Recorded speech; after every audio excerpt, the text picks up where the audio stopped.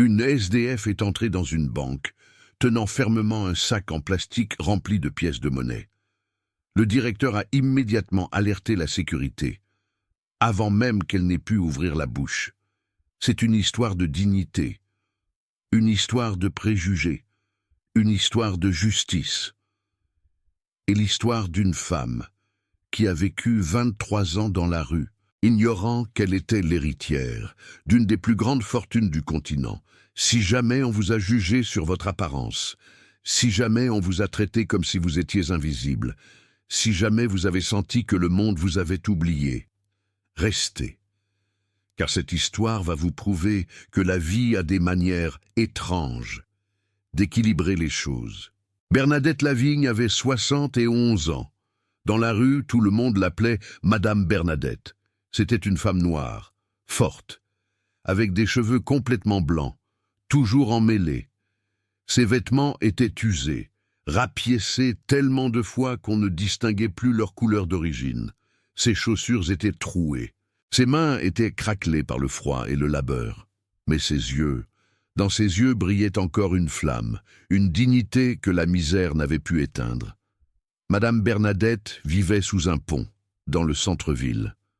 Un morceau de carton lui servait de lit, une couverture élimée, trouvée dans une poubelle des années auparavant, un sac en plastique où elle gardait tout ce qu'elle possédait, ce qui n'était pas grand-chose, chaque matin avant le lever du soleil.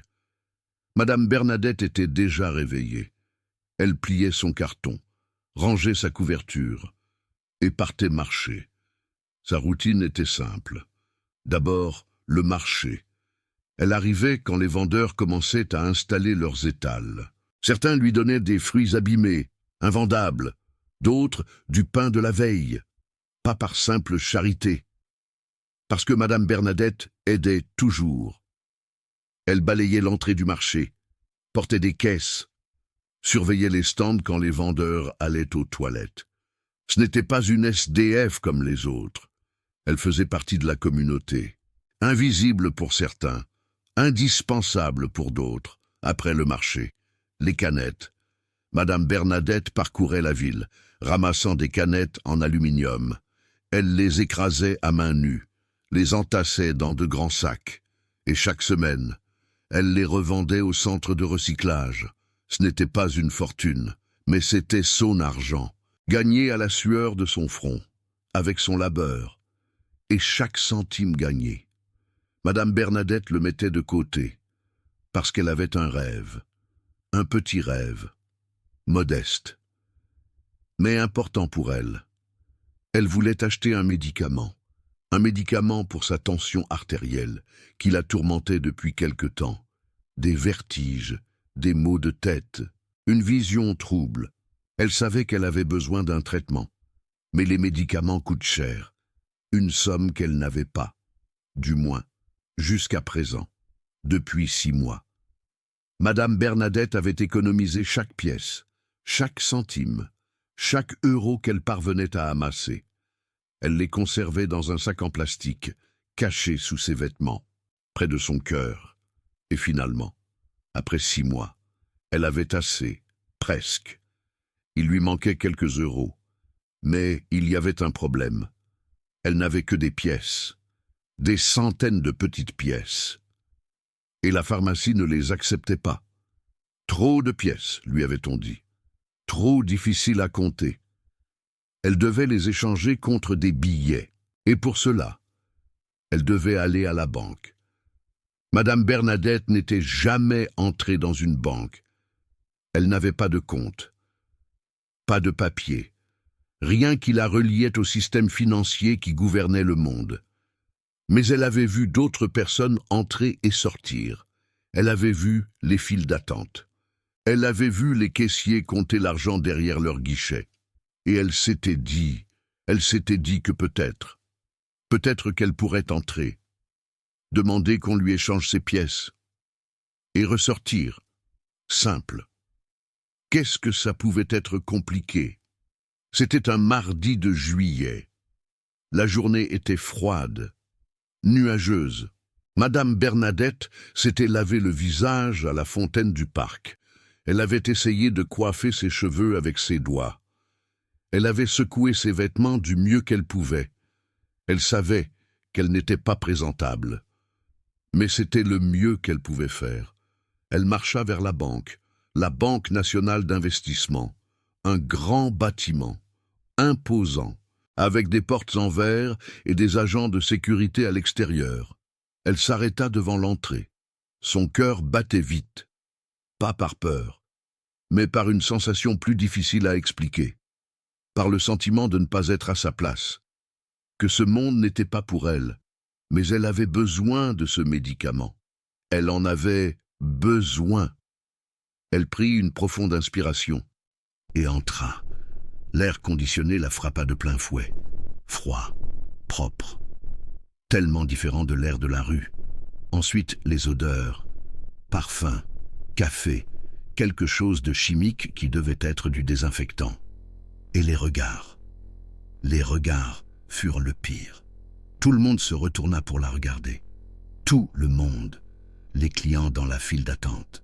Les employés derrière les bureaux, les agents de sécurité. Et tous la regardèrent de la même manière. Comme si elle était une chose sale qui était entrée par erreur. Madame Bernadette essaya d'ignorer les regards. Elle se dirigea vers la file d'attente, se plaça à la fin, attendant son tour comme n'importe qui. Mais elle n'était pas n'importe qui. Cela devint clair immédiatement. Une femme devant elle se retourna. C'était une femme d'une 50aine d'années.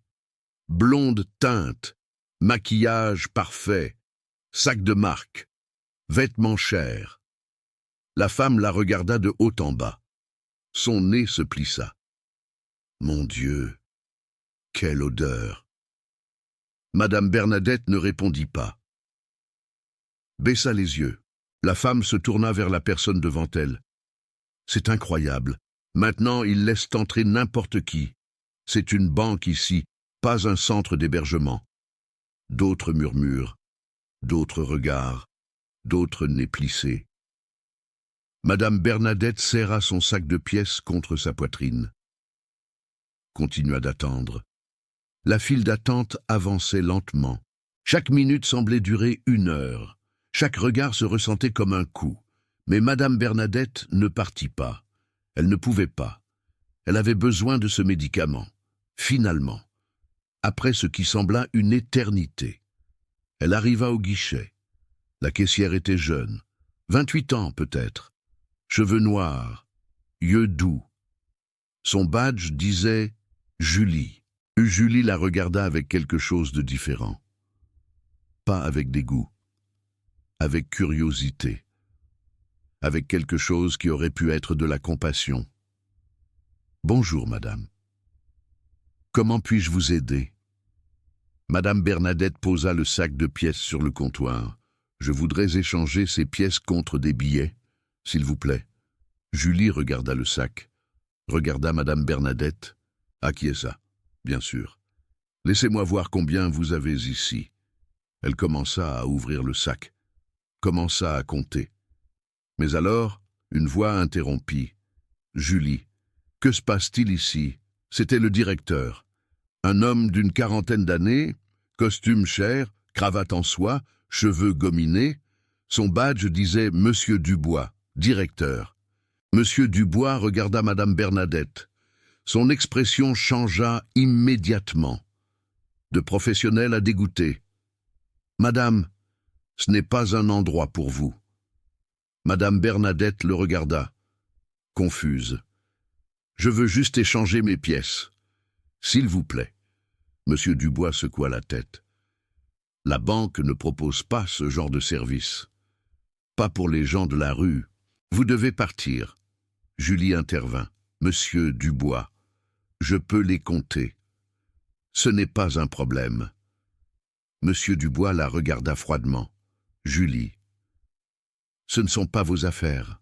Retournez à votre travail. » Mais elle veut juste. « Je vous ai dit de retourner à votre travail. » Julie baissa les yeux, serra les lèvres. Ne dit rien de plus. Monsieur Dubois se retourna vers Madame Bernadette. Madame, je vais vous demander de bien vouloir vous retirer. Vous importunez nos clients. » La femme blonde intervint depuis l'arrière. « Enfin, il était temps.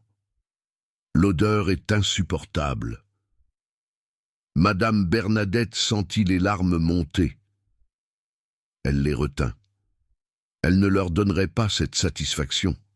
« S'il vous plaît, je veux juste acheter un médicament. J'ai besoin de changer ces pièces. Elles sont à moi. Je les ai gagnées en travaillant. » Monsieur Dubois leva la main. « Sécurité !» Un agent s'approcha. Un homme grand, fort. Sa plaque disait « Antoine ». Monsieur Dubois désigna Madame Bernadette. « Veuillez escorter cette dame vers la sortie. Et assurez-vous qu'elle ne revienne pas. » Antoine acquiesça, se dirigea vers Madame Bernadette. « Madame, veuillez m'accompagner, s'il vous plaît. » Madame Bernadette secoua la tête. « Mais mes pièces, elles sont à moi. » Antoine la prit par le bras, pas brutalement, mais fermement. « Vous devez sortir. Ce sont les ordres du directeur. » Il commença à la faire avancer vers la porte. Madame Bernadette essaya de résister. Ses vieilles jambes n'avaient pas de force. Son corps fatigué ne pouvait pas se battre.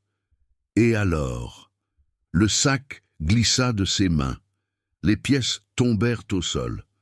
Des centaines de pièces, roulant partout, faisant un bruit métallique qui emplit toute la banque. Un vrai carnaval de sonnailles. Madame Bernadette s'agenouilla, essaya de les ramasser. Ses mains tremblaient. « S'il vous plaît, elles sont à moi.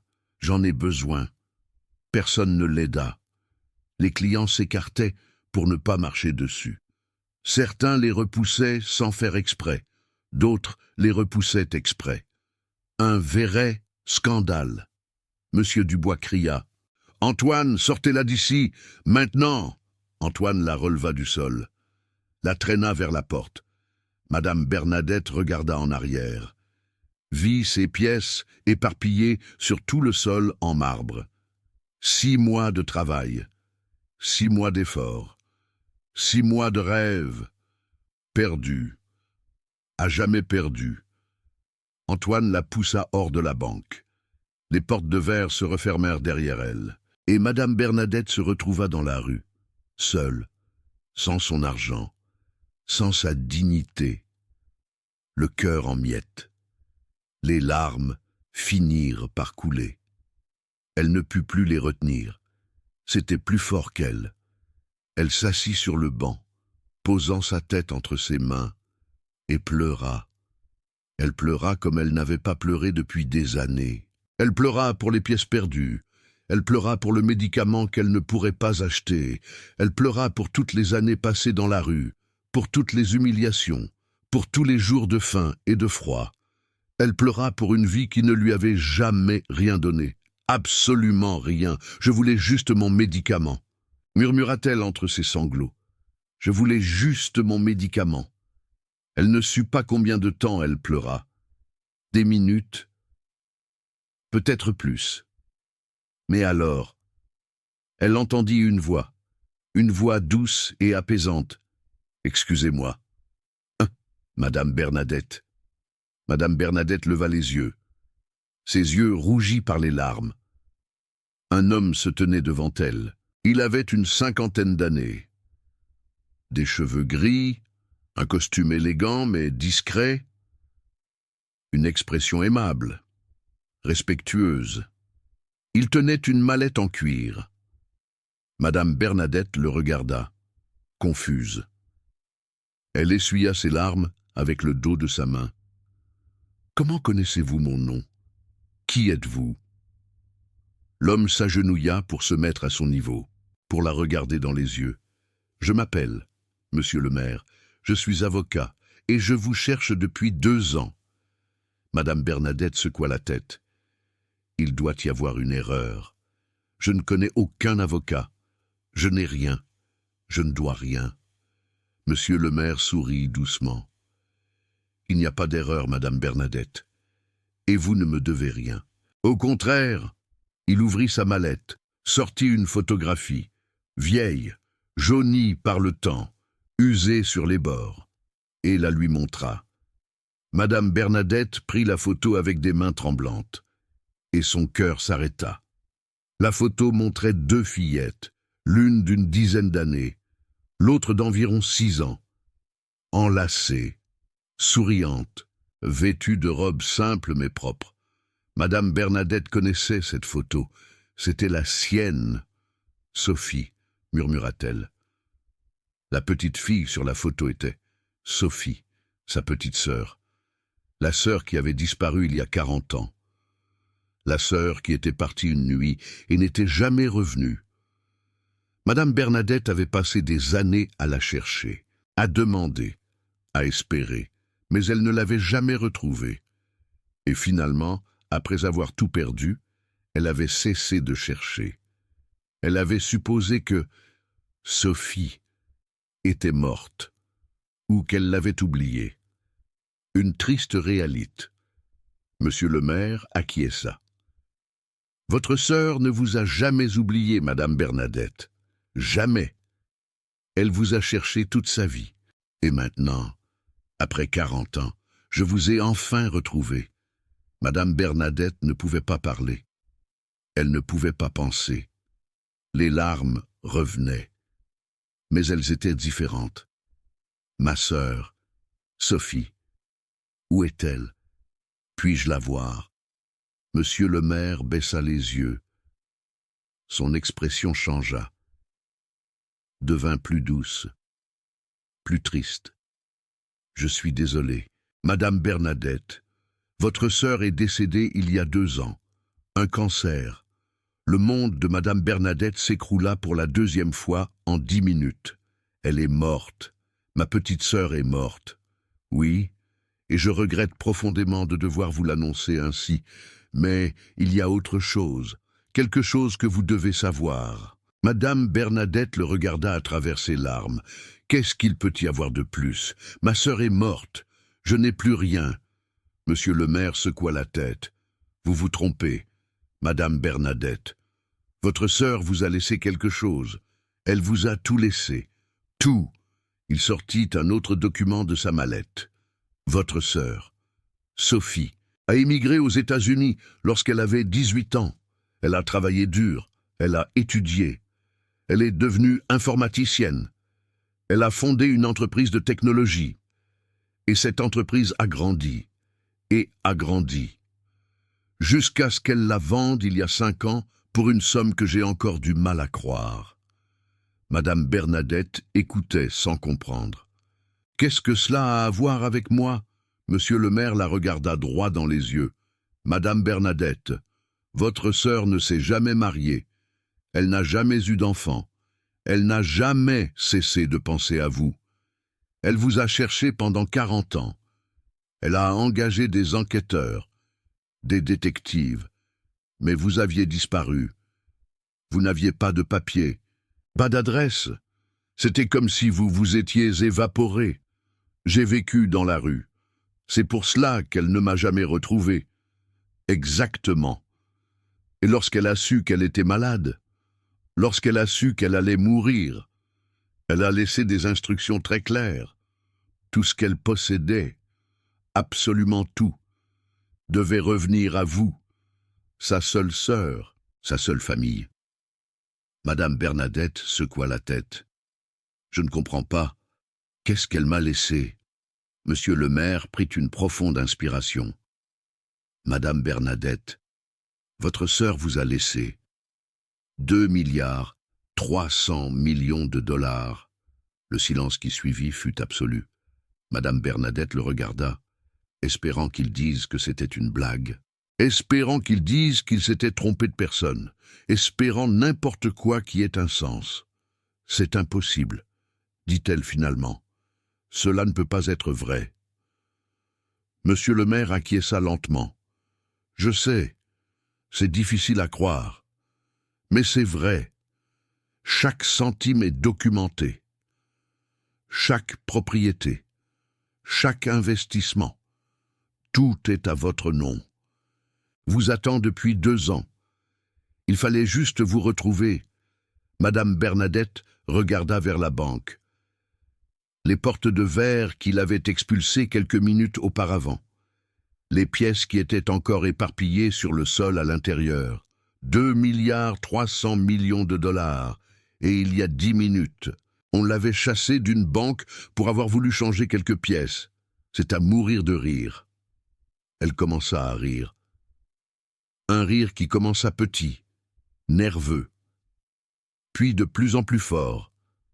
Un rire libérateur. Un rire aux éclats. Et ça a pris de l'ampleur, jusqu'à devenir des éclats de rire mêlés à des larmes, à des sanglots, à quelque chose qui aurait pu être de l'hystérie. Samuel l'observa sans rien dire, la laissant digérer tout ça. Finalement, Madame Bernadette se calma, s'essuya le visage, regarda Samuel. C'est réel, vraiment réel, confirma Samuel. J'ai tout dans mon bureau, les documents, les comptes, les propriétés, tout. Dès que vous serez prête, nous pourrons aller voir ça. Madame Bernadette acquiesça lentement.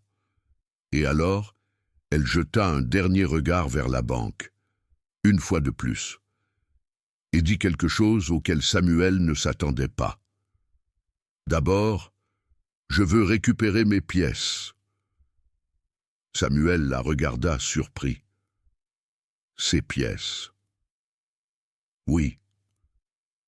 Celles qu'ils m'ont prises.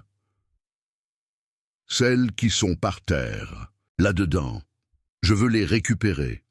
Samuel fronça les sourcils.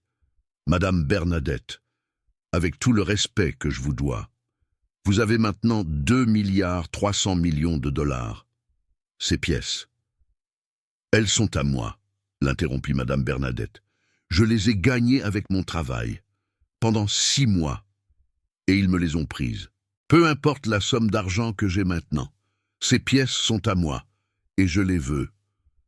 Samuel l'observa longuement, et puis il sourit. Je comprends. Et vous avez raison.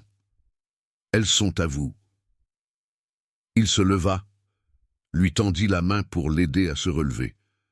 Allons récupérer vos pièces. Mais Madame Bernadette secoua la tête. Non, pas encore. Pas comme ça. Pas comme ça. Madame Bernadette se regarda. Ses vieux vêtements, ses cheveux sales, ses mains craquelées. Ils viennent de me jeter dehors comme si j'étais un déchet. Si j'entre maintenant, même avec vous, ils me verront de la même manière, la SDF, la misérable, la femme qui ne vaut rien. Et que voulez-vous faire alors? Je veux qu'ils me voient différemment. Je veux qu'ils me regardent et ne sachent pas qui je suis. Je veux entrer comme une cliente, comme n'importe qui d'autre. Et ensuite, quand ils me traiteront avec respect, je veux qu'ils sachent qui ils ont humilié. Samuel acquiesça lentement. Vous voulez qu'ils ressentent ce que vous avez ressenti. Mais à l'inverse. Exactement. Je veux qu'ils me traitent comme une personne d'abord. Et ensuite, je veux qu'ils sachent que la personne qu'ils ont traitée comme une ordure est maintenant la propriétaire de plus d'argent qu'ils n'en verront de toute leur vie. Il y a autre chose que vous devez savoir, dit Samuel après un moment. Quoi donc? Quand vous entrerez dans cette banque en tant que milliardaire, ils voudront votre argent, ils se ramperont, ils demanderont pardon, ils feront tout leur possible pour vous avoir comme cliente. Madame Bernadette sourit. Un sourire qui avait très peu de joie et beaucoup de justice. Je sais. Et c'est pour ça que je ne leur donnerai pas un centime. Ils sauront ce qu'ils ont perdu pour m'avoir traité comme ils m'ont traité. Samuel laissa échapper un petit rire. Madame Bernadette, je crois que nous allons très bien nous entendre. Il la conduisit à sa voiture, une berline noire garée à quelques mètres de la banque. Il lui ouvrit la portière, l'aida à s'installer. Madame Bernadette s'assit sur le siège en cuir, debout, confortable, si différent du carton où elle avait dormi la nuit précédente. « Où allons-nous » demanda-t-elle. « D'abord, à mon bureau. Vous devez voir les documents, comprendre tout ce que vous possédez. Et ensuite, je vous conduirai dans un hôtel où vous pourrez vous reposer, prendre un bain et décider de ce que vous voulez faire. » Madame Bernadette acquiesça. La voiture démarra, passa devant la banque. Madame Bernadette regarda par la fenêtre, vit Marc, le gardien, debout à la porte, vit à travers la vitre comment les clients continuaient leur vie comme si de rien n'était. Et elle sut qu'elle reviendrait. Mais cette fois, les choses seraient très différentes. Le bureau de Samuel se trouvait dans un immeuble élégant du quartier financier de la ville. Sols en marbre, ascenseur silencieux, secrétaire en tailleur impeccable. Tout le monde se retourna pour regarder Madame Bernadette quand elle entra. Une femme en vêtements de rue, sale, hors de propos. Mais Samuel marcha à ses côtés comme si elle était la personne la plus importante au monde. Et personne ne dit rien. Il la conduisit dans une salle de conférence, grande, avec une table en bois poli, des chaises en cuir, une vue panoramique sur la ville. Madame Bernadette s'assit, regarda par la fenêtre. Elle pouvait voir le pont où elle dormait. Petit, lointain, un autre monde. Samuel ouvrit sa mallette, sortit dossier après dossier, document après document, photographie après photographie. Et il commença à raconter l'histoire de Conception. Sa sœur avait fui la maison à 18 ans, pas par méchanceté, par désespoir. Leurs parents étaient morts. Bernadette était déjà mariée, et Conception sentait qu'elle n'avait pas sa place dans le monde. Elle voyagea aux États-Unis avec le peu qu'elle avait, travailla comme femme de ménage, plongeuse, faisant tout ce qu'elle pouvait pour survivre. Mais Conception était intelligente, brillante en fait. Et pendant qu'elle travaillait, elle étudiait. Elle apprit l'anglais, elle apprit les mathématiques, elle apprit l'informatique. Dans les années 80, quand les ordinateurs étaient encore rares, Conception programmait déjà. Elle créa de petits programmes, puis de plus grands. Et finalement, elle fonda sa propre entreprise.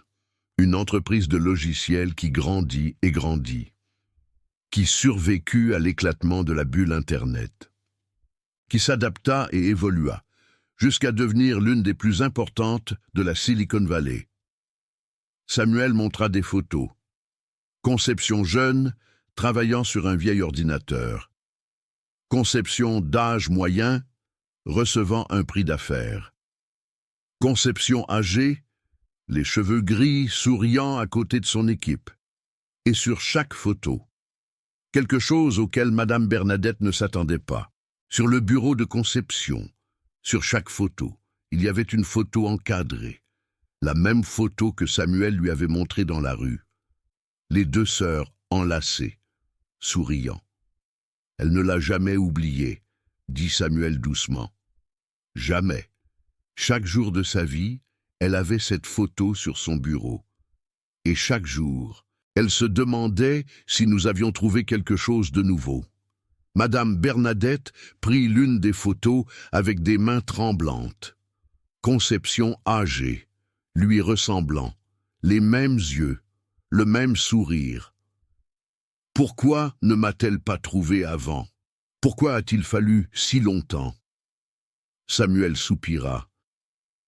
Parce que vous avez disparu, Madame Bernadette, après la mort de votre mari, après avoir perdu votre travail, vous avez cessé d'exister pour le système, sans papier, sans adresse, sans compte bancaire.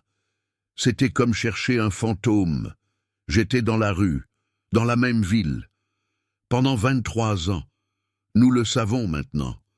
Mais Conception n'a jamais cessé de chercher. Elle a engagé des enquêteurs, des détectives, a publié des annonces dans les journaux. Mais vous n'aviez accès à rien de tout ça. Madame Bernadette ferma les yeux.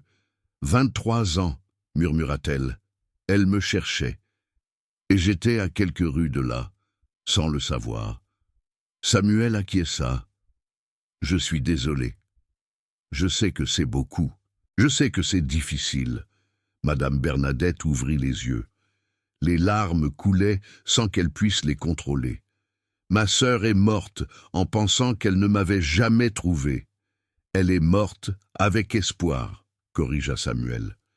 Jusqu'au dernier moment, elle a cru que nous la trouverions, et elle a laissé des instructions très claires. Tout pour vous. Absolument tout, sans condition, sans restriction. Il sortit le testament, le posa devant Madame Bernadette. Des comptes bancaires et des placements totalisant 1,3 milliard de dollars.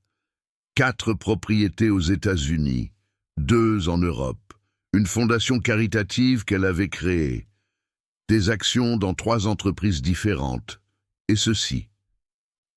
Samuel sortit une lettre, une enveloppe jaunie, avec son nom écrit dessus. Elle a écrit ça il y a 3 ans. Quand elle a su qu'elle était malade. Elle a laissé des instructions pour qu'on vous la remette quand on vous retrouverait. Madame Bernadette prit l'enveloppe de ses mains tremblantes.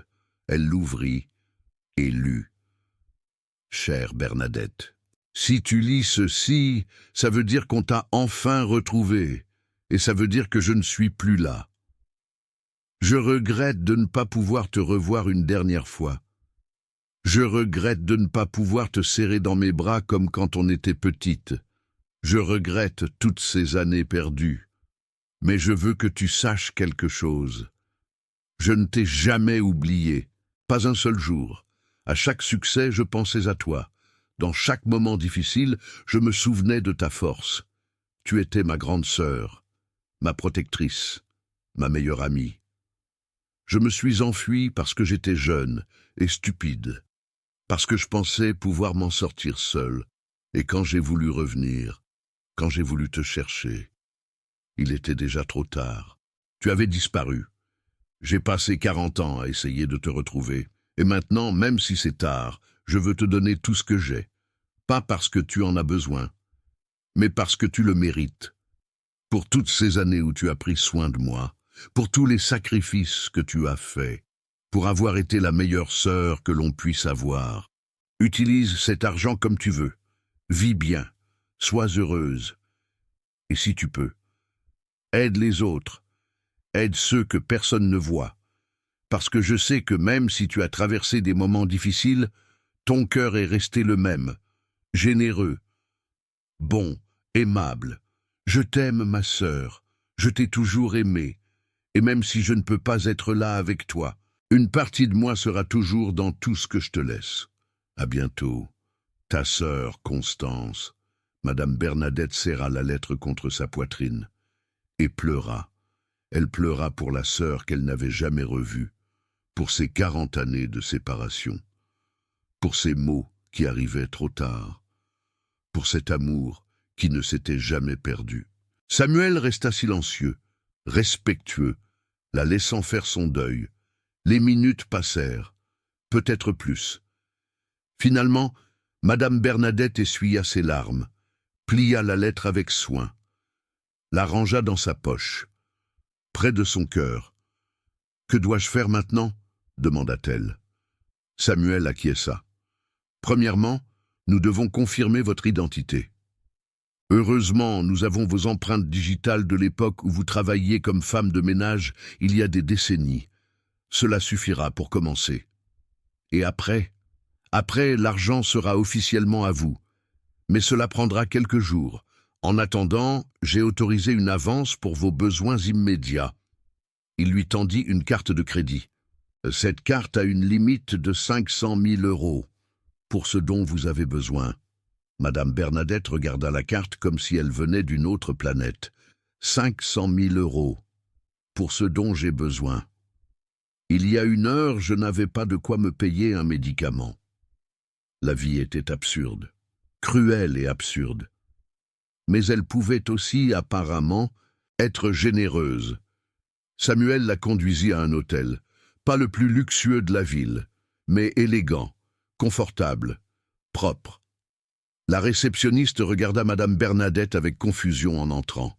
Mais Samuel présenta sa carte, demanda la meilleure suite, et la réceptionniste obéit sans poser de questions. La suite était plus grande que tous les endroits où Madame Bernadette avait vécu. 3 chambres, un salon, une salle de bain avec jacuzzi, une vue sur toute la ville. Madame Bernadette parcourut l'espace en silence, touchant les murs, sentant les tissus des rideaux, se regardant dans les miroirs. La femme qu'elle voyait dans le miroir était la même qu'avant. Vieille, ridée, fatiguée, mais quelque chose dans ses yeux avait changé, quelque chose qui n'était pas là depuis 23 ans, l'espoir. Une assistante arriva peu après. Elle apportait des valises avec des vêtements neufs, des chaussures, des produits d'hygiène, tout ce dont elle pouvait avoir besoin.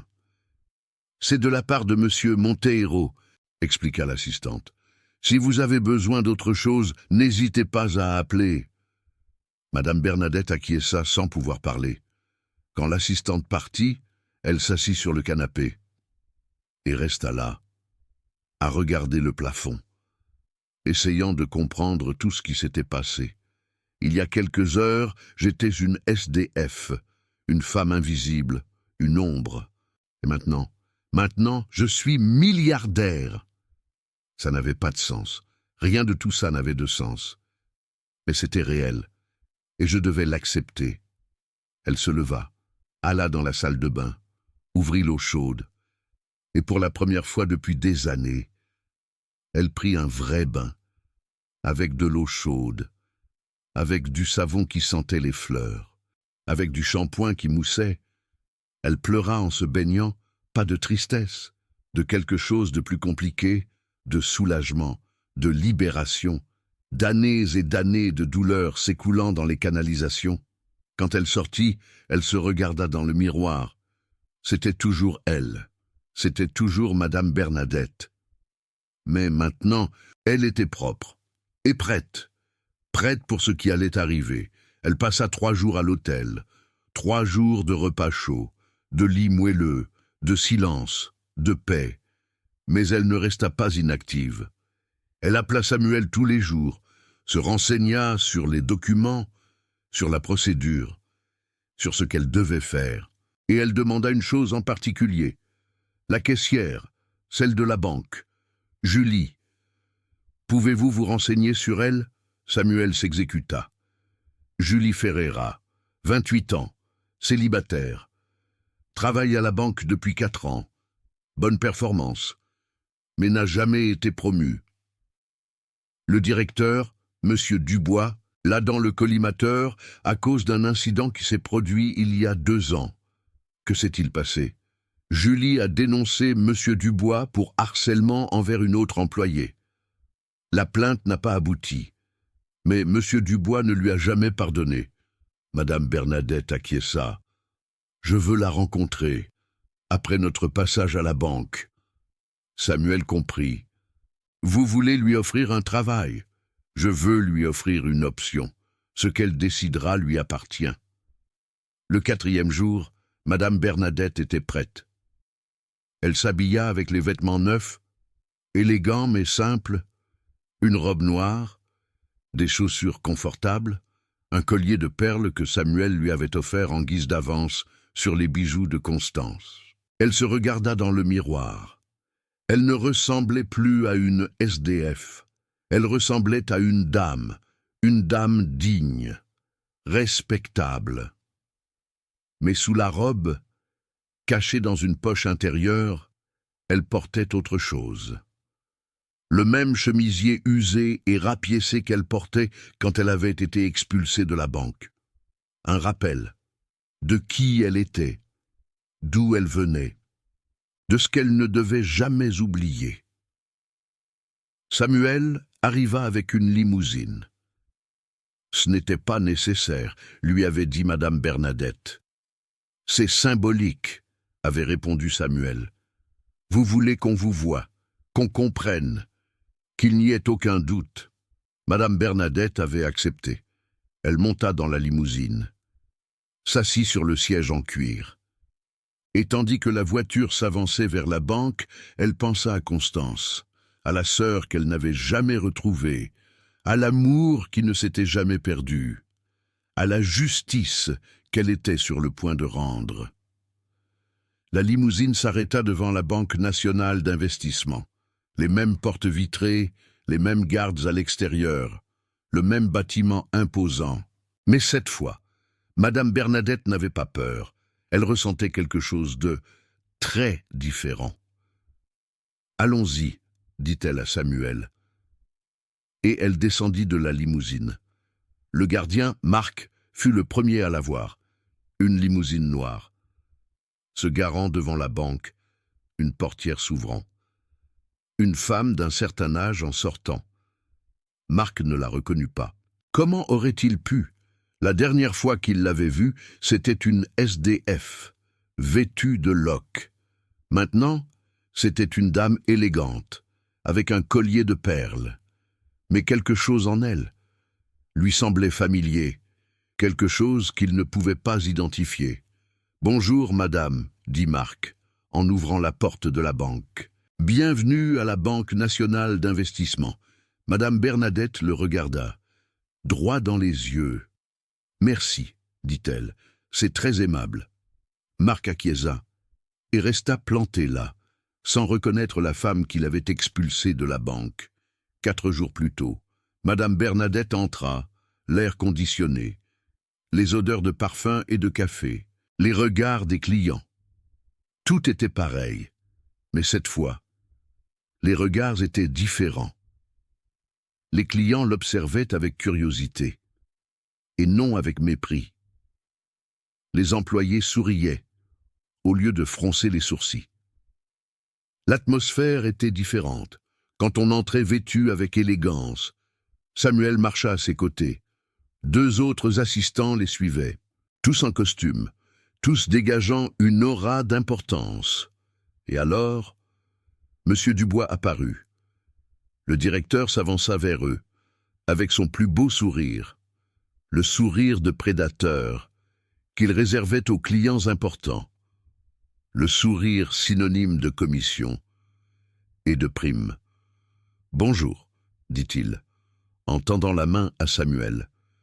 Je suis Monsieur Dubois, directeur de cette agence. Que puis-je faire pour vous aujourd'hui ?» Samuel ne serra pas sa main. « Nous venons parler à la direction de la banque. Nous avons une affaire à discuter. » Monsieur Dubois garda son sourire, bien qu'un peu plus forcé. « Bien sûr, et qui est cette dame, si vous permettez ?» Madame Bernadette fit un pas en avant. « Cela ne vous regarde pas encore. » Monsieur Dubois cligna des yeux. Il n'avait pas l'habitude d'être traité ainsi. « Excusez-moi, madame. J'essayais seulement de... » « Ce que vous essayez de faire, c'est de déterminer combien d'argent nous avons, » l'interrompit madame Bernadette, « pour savoir à quel point vous devez ramper. Je vais vous faciliter la tâche.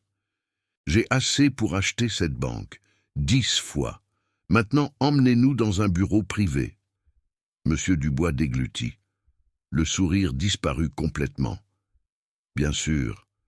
Par ici, s'il vous plaît. » Il les conduisit au bureau le plus grand de la banque, une salle de réunion, avec des murs de verre, une table de conférence, des chaises en cuir. Madame Bernadette s'assit à la tête de la table, comme si elle était la propriétaire des lieux, parce que, techniquement, elle pourrait l'être, si elle le voulait. « Monsieur Dubois, » dit madame Bernadette d'une voix calme, « j'ai besoin que vous fassiez quelque chose pour moi. Tout ce que vous voudrez, madame. Nous sommes à votre service. Faites venir la caissière, du nom de Julie, et faites également venir le gardien de sécurité, à l'entrée. Marc, je crois. » Monsieur Dubois fronça les sourcils. « Julie et Marc. Puis-je vous demander pourquoi ? » ?»« Non, faites-les venir. Maintenant ?» Monsieur Dubois hésita. Mais quelque chose dans le regard de madame Bernadette lui dit qu'il valait mieux ne pas refuser. Tout de suite, madame. Il sortit du bureau. Madame Bernadette regarda par la fenêtre. Elle pouvait voir la banque à l'extérieur, les clients dans la file d'attente, les caissiers travaillant. Elle vit la femme blonde, Sophie, assise sur un canapé, attendant son tour, tout pareil, tout sur le point de changer. Quelques minutes plus tard, la porte s'ouvrit.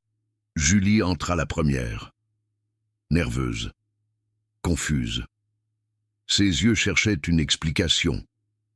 Derrière elle, Marc, tout aussi confus, et derrière eux, Monsieur Dubois, avec l'air de quelqu'un qui ne comprend pas ce qui se passe. « Fermez la porte, Monsieur Dubois », ordonna Madame Bernadette.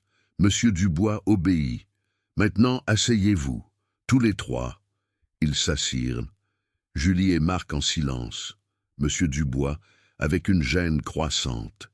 Madame Bernadette prit un moment, les regarda chacun, étudiant leur visage.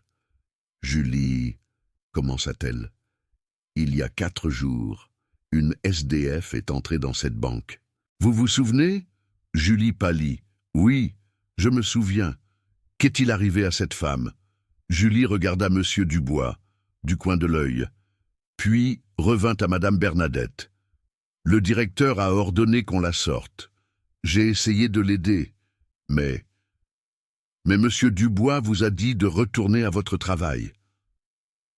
Julie acquiesça. Oui, Madame Bernadette se tourna vers Marc. Et vous, Marc, qu'avez-vous fait? Marc déglutit. J'ai suivi les ordres. Je l'ai sorti de la banque. Vous lui avez pris ses pièces. Ce n'est pas moi. Elle les a jetées. Elles sont tombées. Et personne ne les a ramassées. Marc baissa les yeux. Non. Madame Bernadette finit par regarder Monsieur Dubois. Et vous, Monsieur Dubois, le directeur, celui qui donne les ordres, qu'avez-vous fait exactement? Monsieur Dubois commença à transpirer. Madame, avec tout le respect que je vous dois, pourquoi me demandez-vous ça? Qui êtes-vous? Madame Bernadette se leva, lentement.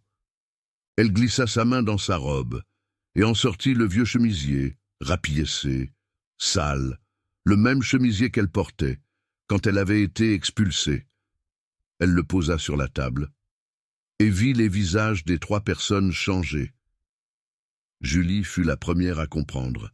Ses yeux s'écarquillèrent. « Mon Dieu !» murmura-t-elle.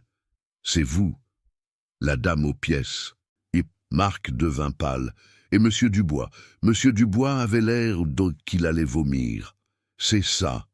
Je suis la SDF, » confirma Madame Bernadette. « Celle que vous avez chassée de votre banque, celle que vous avez traînée dans la rue, celle que vous avez humiliée devant tous vos clients. Madame, je ne savais pas, je n'en avais aucune idée. Oh, que j'étais milliardaire, je sais. C'est ce qui rend la chose si intéressante. Milliardaire, répéta Monsieur Dubois d'une voix étouffée. Quoi?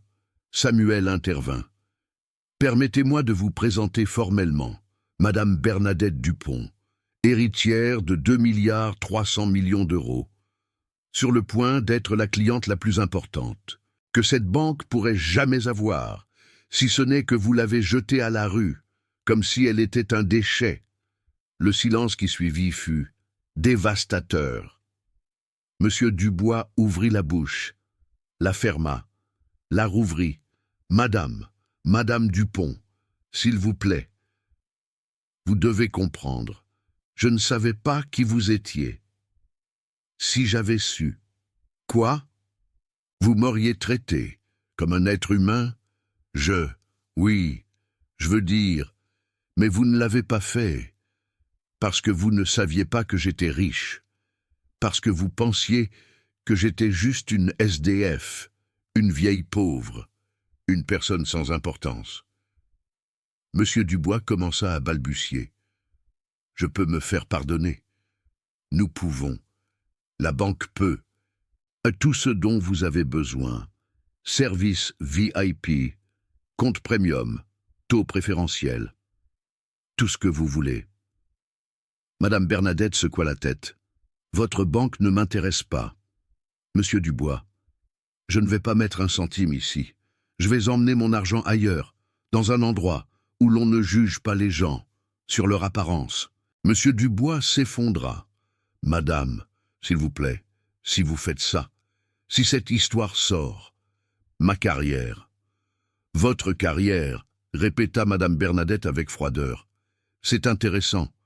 Que ce soit la première chose qui vous préoccupe, pas le mal que vous avez fait, pas l'humiliation que vous avez causée, pas les pièces que vous m'avez prises, votre carrière. Monsieur Dubois n'avait pas de réponse. Madame Bernadette se tourna vers Julie. Julie, vous avez essayé de m'aider, ce jour-là. Vous avez été la seule. Julie acquiesça, avec des larmes dans les yeux. Oui, Madame Bernadette, je suis désolé. J'aurais dû faire plus. Vous n'aviez pas le pouvoir d'en faire plus. Et maintenant, je veux vous faire une offre. Julie la regarda, perplexe. Une offre. Je veux que vous travailliez pour moi, comme mon assistante personnelle. Je vais avoir besoin de quelqu'un pour naviguer dans ce nouveau monde. Quelqu'un en qui je puisse avoir confiance. Quelqu'un avec un bon cœur. Julie resta sans voix. Moi, mais je ne sais pas si. Le salaire serait 10 fois supérieur à ce que vous gagnez ici, avec tous les avantages, des voyages, des opportunités de développement, et surtout, vous n'aurez plus jamais à supporter un chef comme Monsieur Dubois. Julie jeta un coup d'œil à Monsieur Dubois. Monsieur Dubois la regarda avec désespoir, comme si sa démission allait empirer les choses. Julie prit une décision. « J'accepte », dit-elle d'une voix ferme. « J'accepte avec grand plaisir. » Madame Bernadette sourit. « Excellent. Vous pouvez commencer dès demain. Samuel vous donnera tous les détails. » Elle se tourna vers Marc. « Et vous, Marc, qu'avez-vous à dire ?» Marc se leva, en tremblant. « Madame, je ne faisais qu'exécuter les ordres. J'ai une famille, des enfants. J'ai besoin de ce travail. Je sais, et je ne vais pas vous enlever votre travail.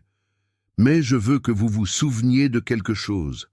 Chaque fois que vous suivez un ordre sans réfléchir, chaque fois que vous traitez quelqu'un comme s'il était moins qu'un être humain, souvenez-vous de ce jour.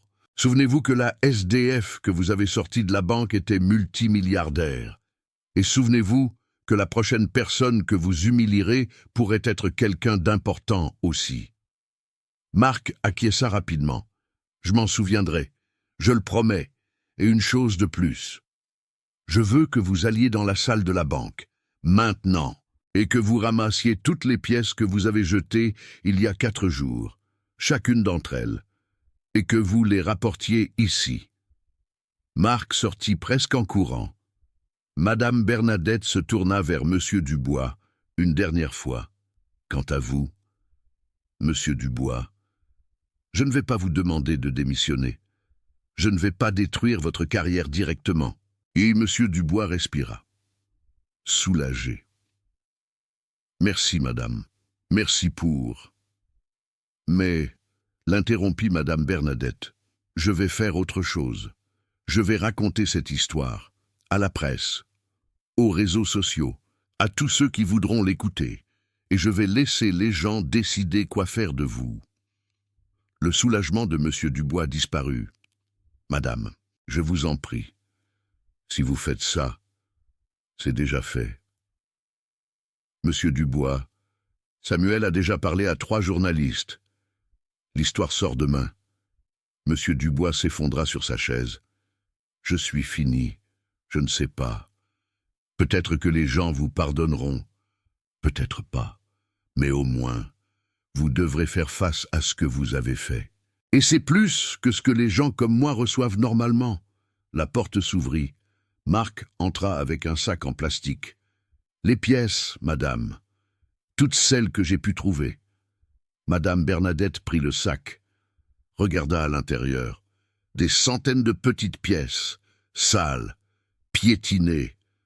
Combien y a-t-il ici? Demanda-t-elle. Marc répondit. J'ai compté. Mais il y a 237,50 €. Madame Bernadette sourit. 237 €. 6 mois de travail. Ce dont j'avais besoin pour acheter mes médicaments.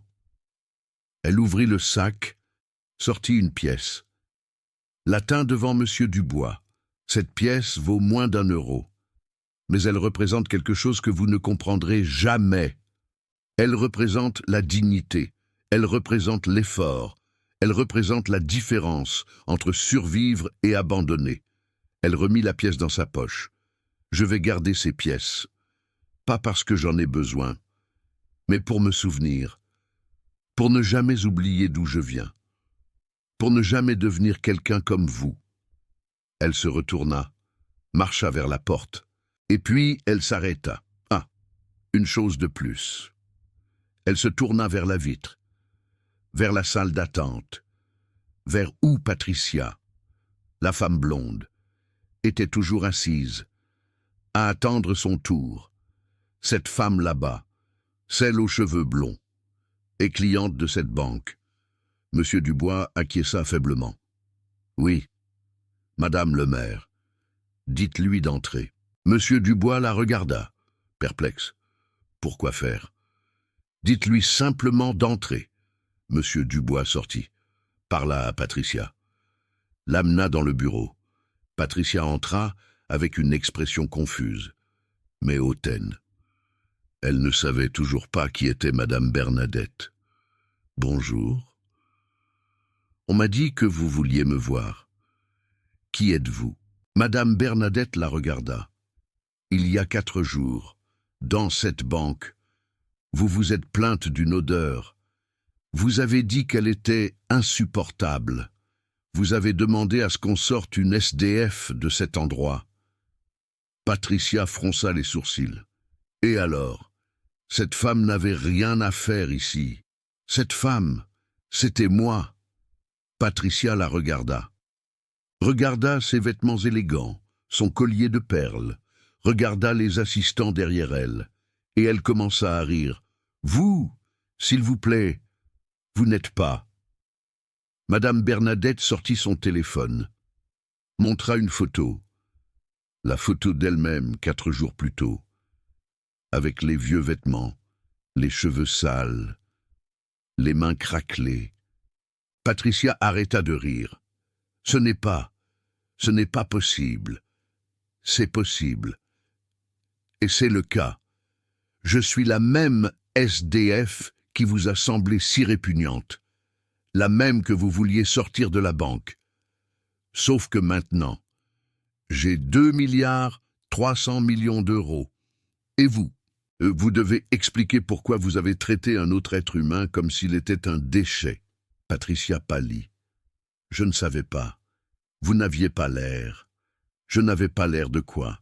Riche, importante, digne de respect. Patricia n'avait pas de réponse. Je vais vous dire quelque chose. Madame le maire, je ne suis pas une personne vengeresse. Je ne vais pas ruiner votre vie, mais je veux que vous pensiez à ceci. La prochaine fois que vous verrez quelqu'un dans la rue, quelqu'un de pauvre, quelqu'un de sale, quelqu'un qui vous semble inférieur, pensez à moi, pensez à ce moment, et rappelez-vous que nous sommes tous des êtres humains. Nous méritons tous la dignité. Patricia baissa les yeux. « Je suis désolée, murmura-t-elle. Ce n'était pas mon intention. Si, c'était votre intention. Mais j'accepte vos excuses quand même. » Madame Bernadette marcha vers la porte. Et Patricia resta là, au milieu du bureau, sans savoir quoi faire, sans savoir comment gérer ce qui venait de se passer. L'humiliatrice avait été humiliée. Et la SDF sortit de la banque, marchant comme une reine. L'histoire est sortie dans les médias le lendemain. SDF humiliée dans une banque s'avère être une héritière multimillionnaire. Les titres étaient partout. Télévision, radio, journaux, réseaux sociaux. La vidéo de sécurité de la banque a fuité. Quelqu'un, probablement un employé mécontent, l'avait envoyé aux médias. Et tout le pays a vu ce qui s'est passé ce jour-là. Ils ont vu Madame Bernadette entrer avec son sac de pièces. Ils ont vu les regards de mépris. Ils ont vu Patricia se plaindre de l'odeur. Ils ont vu Monsieur Dubois ordonner son expulsion. Ils ont vu Marc la traîner vers la porte. Ils ont vu les pièces tomber au sol. Et ils ont vu Madame Bernadette pleurer sur le trottoir. La vidéo est devenue virale. Des millions de personnes l'ont vue. Des millions ont commenté. Des millions se sont indignés. Monsieur Dubois a été licencié 2 jours plus tard. Pas par la banque. La banque a essayé de le protéger, mais la pression publique était trop forte. Les clients ont commencé à retirer leurs comptes. La réputation de la banque s'effondrait. Monsieur Dubois a démissionné avant d'être renvoyé. Il a tout perdu, son travail, sa réputation, sa carrière. Personne dans le secteur financier ne voulait l'embaucher. Il était le directeur qui avait humilié une milliardaire. C'était le symbole de tout ce qui clochait avec les banques. Il a fini par travailler dans une épicerie de quartier, au salaire minimum, vivant dans un petit appartement, pas exactement à la rue, mais aussi près qu'il ne l'avait jamais été. Patricia aussi a subi les conséquences. Sa vidéo, le moment où elle se plaignait de l'odeur, est devenu un mème. Le visage de la femme qui méprisait les pauvres. Le symbole du classisme et du racisme. Un vrai scandale. Ses amis du club UP ont cessé de lui parler. Ses voisins l'évitaient. Ses propres enfants avaient honte de se montrer avec elle en public. Patricia a supprimé tous ses réseaux sociaux, a cessé d'aller à des événements, s'est enfermée chez elle. Une vraie catastrophe sociale. Ce n'était pas exactement le karma, mais ça s'en approchait beaucoup. Et Marc a continué à travailler comme agent de sécurité. Mais quelque chose avait changé en lui, profondément. Chaque fois qu'il voyait une personne pauvre entrer dans la banque, il se souvenait de Madame Bernadette. Chaque fois qu'un directeur lui ordonnait d'expulser quelqu'un, il se demandait si c'était le bon ordre. Un dilemme constant. Un jour, il a refusé de sortir un vieil homme qui voulait simplement utiliser les toilettes. Il a été renvoyé pour insubordination, mais il a trouvé un autre travail, dans un refuge pour sans-abri. Il gagnait moins, mais il dormait mieux. Parfois, la rédemption a un prix, mais ça vaut la peine de le payer, sans hésiter. Julie a commencé à travailler pour Madame Bernadette le lendemain de l'incident à la banque. Au début, elle n'était qu'assistante. Elle aidait avec les papiers, organisait des réunions, répondait aux appels. Mais Julie était plus que ça, beaucoup plus. Elle était intelligente, capable, travailleuse. Et surtout, elle avait quelque chose que Madame Bernadette valorisait plus que tout diplôme universitaire. Elle avait du cœur, un grand cœur. En 6 mois, Julie est devenue la main droite de Madame Bernadette. Elle a appris les finances, les investissements, comment gérer une fortune de milliards, une ascension fulgurante. Et Madame Bernadette l'a traitée comme une fille, parce que Julie lui rappelait sa propre fille, jeune, brillante, pleine de potentiel. Elle avait juste besoin de quelqu'un qui croise en elle. Et Madame Bernadette croyait, dur comme fer. Mais l'argent n'était pas le plus important pour Madame Bernadette. Ça ne l'avait jamais été. Ce qui lui importait vraiment, c'était les gens qui vivaient comme elle avait vécu, les gens invisibles, les gens oubliés, ceux qui souffrent. C'est pourquoi, 3 mois après avoir hérité de sa fortune, Madame Bernadette a fondé quelque chose. Ça s'appelait la Maison de l'Espoir. C'était un refuge pour sans-abri, mais pas un refuge quelconque. Un endroit unique. C'était un endroit où les gens pouvaient vivre avec dignité. Des chambres privées, des salles de bain propres, de la nourriture chaude 3 fois par jour, des médecins qui visitaient régulièrement, des psychologues, des travailleurs sociaux, tout le nécessaire et quelque chose de plus. quelque chose qu'aucun autre refuge n'avait. Des programmes de réinsertion, des cours d'informatique, des ateliers de métier, de l'aide pour obtenir des papiers, du soutien pour trouver un emploi. Tout ce dont une personne avait besoin pour revenir dans la société. Un vrai tremplin. Parce que Madame Bernadette savait quelque chose que les autres ne savaient pas. Les gens dans la rue ne voulaient pas l'aumône. Ils voulaient des opportunités. Ils voulaient une seconde chance, un nouveau départ. La première année, la Maison de l'Espoir a aidé 512 personnes. 323 d'entre elles ont trouvé un emploi. 189 ont trouvé un logement permanent. 47 ont retrouvé des membres de leur famille avec lesquels elles avaient perdu le contact. Des miracles. C'étaient des chiffres. Mais derrière chaque chiffre, il y avait une histoire, une vie, un être humain qui avait cessé d'être invisible. Une personne redevenue réelle. Madame Bernadette connaissait chacun d'eux. Elle connaissait leurs noms, leurs histoires, leurs rêves, parce qu'elle avait été l'un d'eux. Et jamais, pas une seconde, elle ne l'a oublié, jamais. Parfois, Madame Bernadette retournait au pont où elle avait vécu 23 ans, pas pour y rester, juste pour se souvenir.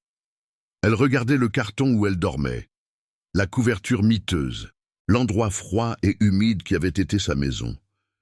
Et elle pensait à sa fille, à l'amour qui n'est jamais mort, au cadeau qu'elle lui avait laissé. Pas l'argent, pas les propriétés, pas les investissements.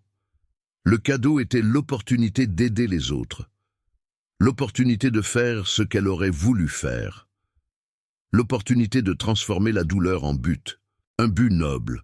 Un jour, en visitant le pont, elle a rencontré quelqu'un. C'était une jeune femme, peut-être 30 ans, assise là où Madame Bernadette avait l'habitude de s'asseoir, avec un sac en plastique comme oreiller, une couverture mince sur les épaules. Madame Bernadette s'est assise à côté d'elle. La femme l'a regardée avec méfiance. « Qu'est-ce que vous voulez? Je n'ai pas d'argent. Je ne viens pas vous demander quoi que ce soit. Je viens vous raconter quelque chose. » La femme a froncé les sourcils. « Me raconter quoi? Il y a 1 an, je dormais exactement là où vous êtes assise.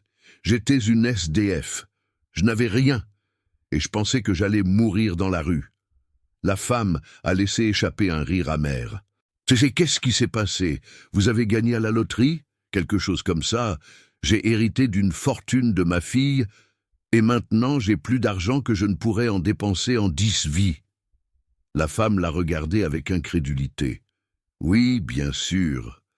Et moi, je suis la reine d'Angleterre. » Madame Bernadette a sorti son téléphone, a montré la vidéo de la banque. C'est le moment où on l'expulsait, le moment où elle pleurait dans la rue. La femme l'a regardée, ses yeux se sont ouverts. « C'est vous, la SDF de la banque, celle qui est passée aux infos. C'est moi. Et maintenant j'ai un refuge où vous pouvez rester, de la nourriture, un lit, de l'aide pour trouver un emploi, si vous voulez. » La femme a commencé à pleurer. « Pourquoi? Pourquoi m'aideriez-vous? Vous ne me connaissez pas, parce que quelqu'un m'a aidé quand j'en avais le plus besoin. Parce que je sais ce que c'est d'être là où vous êtes. Et parce que ma fille m'a laissé cet argent pour faire exactement ça, pour aider les gens comme nous. » La femme a essuyé ses larmes. « Comment vous appelez-vous, Bernadette? Moi, c'est Lucie. » Madame Bernadette lui a tendu la main. « Enchantée, Lucie. Allons à la Maison de l'Espoir. Vous allez aimer. » Lucie a pris sa main et s'est levée. C'était le premier pas, sur des milliers à venir. Un nouvel espoir. Aujourd'hui, alors que j'écris cette histoire, Madame Bernadette a 73 ans. Elle vit dans une maison modeste, dans un quartier tranquille, pas dans un manoir, pas dans un penthouse. Une maison simple avec un jardin où elle peut cultiver des fleurs. Un havre de paix. Julie vit à proximité. Elle s'est mariée il y a 1 an avec un ingénieur qu'elle a rencontré lors d'une des galas de bienfaisance de Madame Bernadette. Elle attend son premier enfant. Ils ont déjà décidé du nom. Si c'est une fille, elle s'appellera Bernadette. La Maison de l'Espoir a maintenant 3 succursales dans différentes villes. Plus de 2000 personnes y sont passées. Plus de la moitié ont réussi à se réinsérer dans la société. Une victoire magnifique. Les prix sont arrivés. Reconnaissance, médailles, invitation à prendre la parole lors de conférences internationales. Madame Bernadette refuse la plupart. Je ne cherche pas la gloire, dit-elle toujours. Je cherche le changement. Et le changement est en cours. D'autres entrepreneurs ont fait des dons à la Maison de l'Espoir. Le gouvernement a créé des programmes inspirés de son modèle. D'autres villes reproduisent son système. Un impact colossal, lentement, très lentement. Les SDF commencent à sortir de l'ombre, à ne plus être invisibles, grâce à Madame Bernadette, une SDF, qui un jour a été expulsée d'une banque, grâce à une sœur, qui n'a jamais cessé de la chercher, grâce à un amour, qui a survécu à 40 années de séparation. L'argent aide, dit Madame Bernadette quand on l'interroge sur son travail. Mais ce qui change vraiment les choses, c'est l'amour. L'amour de ma sœur m'a sauvé. Et maintenant, cet amour sauve les autres. Quand je lui ai demandé ce qu'elle avait appris de tout cela, elle est restée silencieuse un instant. Puis, elle a souri, avec ce sourire qu'elle a, le sourire de celle qui a vu le pire et le meilleur de la vie.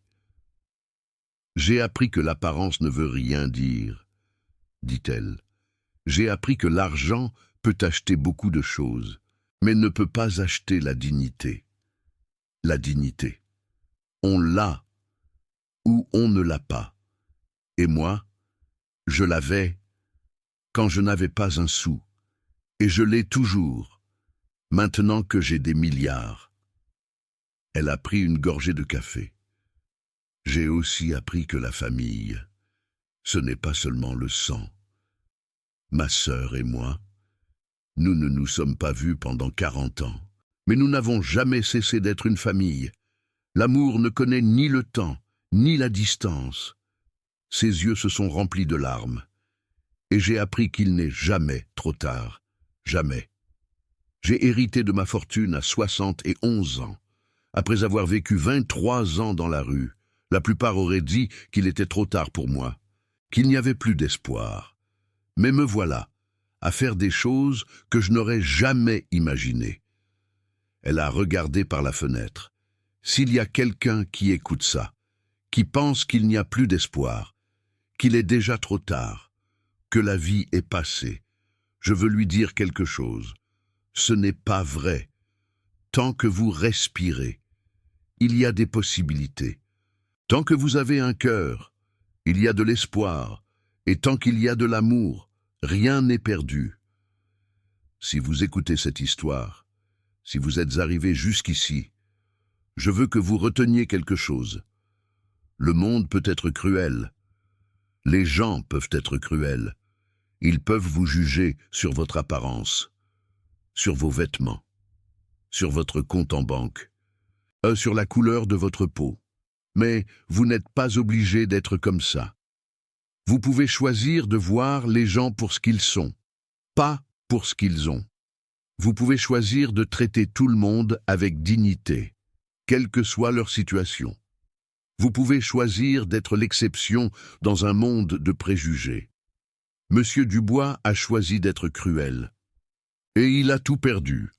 Patricia a choisi d'être méprisante. Et elle est devenue un mème de honte. Julie a choisi d'être aimable. Et elle a trouvé une nouvelle vie.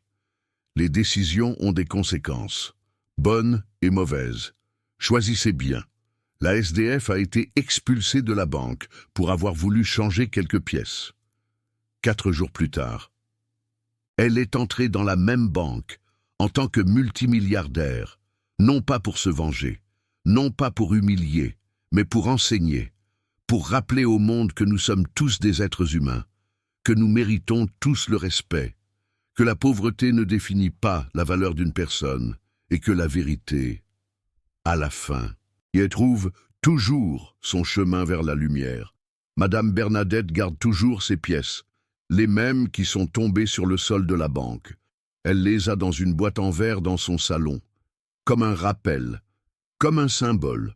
237 francs 50, le prix d'un médicament qu'elle n'a jamais pu acheter. Le début d'une nouvelle vie qu'elle n'a jamais imaginée. Et chaque fois qu'elle les regarde, elle se souvient. Elle se souvient des nuits froides sous le pont. Elle se souvient de la faim et de la soif. Elle se souvient de l'invisibilité. Et elle se souvient que maintenant, elle a le pouvoir d'éviter aux autres de vivre la même chose. Ça vaut plus que 2,3 milliards de dollars. Le karma existe. La justice existe. Et l'amour, le vrai amour, ne meurt jamais. Cette histoire en est la preuve.